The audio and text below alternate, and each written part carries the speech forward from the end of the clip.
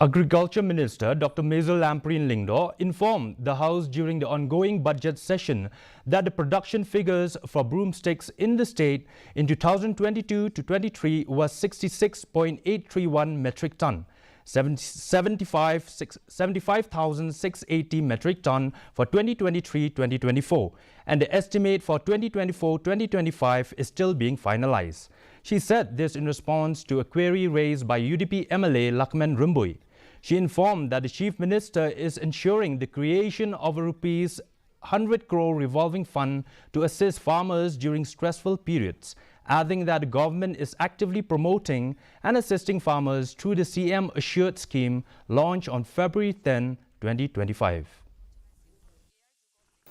So, sir, the government, in its wisdom, thought that the best thing to do for the farmers is to mitigate while this volatility in the market price fluctuates, and hence farmers are feeling the pressure of loss.